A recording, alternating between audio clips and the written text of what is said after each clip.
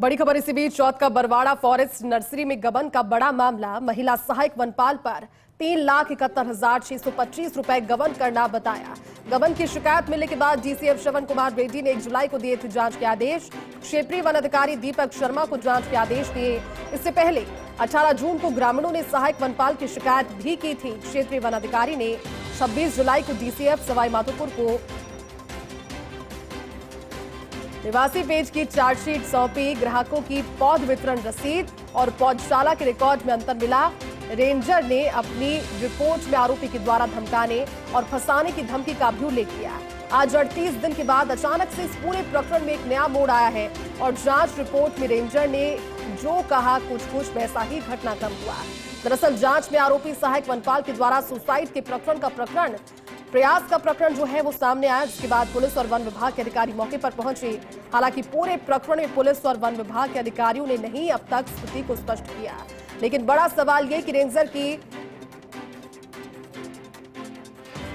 89 page की जांच report पर क्यों नहीं लिया वन विभाग ने संज्ञान, ये सवाल। और क्या गबन से सुसाइड के प्रयास तक के इस प्रकरण में वन विभाग अपनी चुप्पी तोड़ेगा? ज्यादा जानकारी के साथ हमारे एसोसिएट एडिटर निर्मल तिवारी हमारे साथ जुड़ गए हैं। निर्मल जी, क्या लगता है इस पूरे मामले को देखकर, क्योंकि अब पेचीदा सा नजर आ रहा है, लेकिन अब संज्ञान कब तक लिया जाएगा, एक बड़ा सवाल। निश्चित तौर पर जयती, देखिए जिस तरह से 1 जुलाई से पूरे प्रदेश भर में पौध वितरण का कार्यक्रम शुरू किया गया था कि एफआईआर योजना की बात करें, मुख्यमंत्री वृक्षारोपण अभियान की बात करें या एक पेड़ मां के नाम, तमाम अभियान के तहत वन विभाग की जो प्रदेश भर की 544 नर्सरी है सभी में पौधरोपण और पौध वितरण किया गया था। लेकिन मामला चौथ के बरवाड़ा का है। यहाँ पर 3,71,625 रुपए के गबन के आरोप है। महिला सहायक वनपाल जिसने आज सुसाइड के प्रयास किए और सुसाइड नोट में ये भी लिखने की बात बता रहे हैं कि उसने कहा कि उनका रेंजर उन्हें परेशान कर रहा था। लेकिन जिस तरह की 89 पेज की जो रिपोर्ट रेंजर दीपक शर्मा ने सौंपी थी डीसीएफ श्रवण कुमार को, उसमें कुछ दूसरी ही कहानी बयान करती है। क्योंकि 1 जुलाई को, उससे पहले जून में जिस तरह से ग्रामीणों ने शिकायत की थी सहायक वनपाल की, उसके बाद डीसीएफ श्रवण कुमार रेड्डी ने 1 जुलाई को जांच के आदेश दिए रेंजर दीपक कुमार शर्मा को।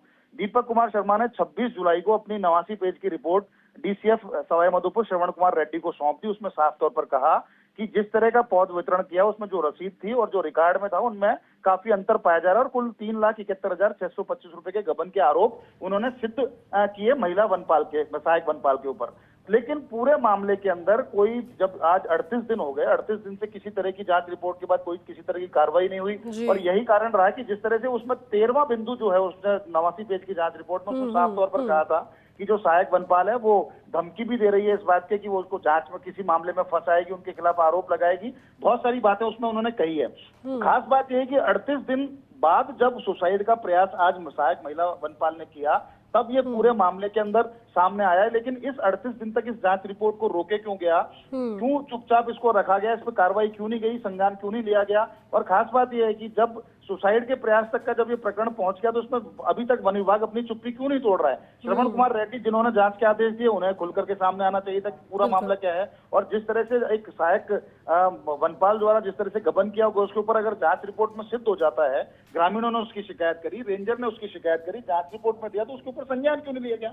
पूरे मामले में कहीं ना कहीं कई तरह के पेच ऐसे नजर आ रहे हैं। लेकिन आज जब पूरा मामला सामने आया, सुसाइड के प्रयास का मामला सामने आया, तो पुलिस भी वहां पर पहुंची, वन विभाग के अधिकारी भी पहुंचे, लेकिन किसी ने कुछ भी नहीं कहा है। लेकिन एक बात जरूर है कि 89 पेज की विस्तृत जांच रिपोर्ट जिसमें तमाम रसीदें हैं, जिसमें तमाम बयानात हैं, वो तो साबित करती हैं कि गबन तो हुआ है। और गबन हुआ है तो क्या अब देखना होगा कि गबन को छुपाने की वजह से इस तरह का आज जो घटनाक्रम सामने आया या फिर कोई दूसरा कारण है। लेकिन कुल मिलाकर यह है कि रेंज अधिकारी को जिसको जांच रिपोर्ट सौंपी गई थी उसने अपनी जांच रिपोर्ट दे दी थी। उसके बावजूद अगर इस तरह का पूरा प्रकरण सामने आ रहा है तो निश्चित तौर पर उसको वन विभाग को इसमें संज्ञान भी लेना चाहिए।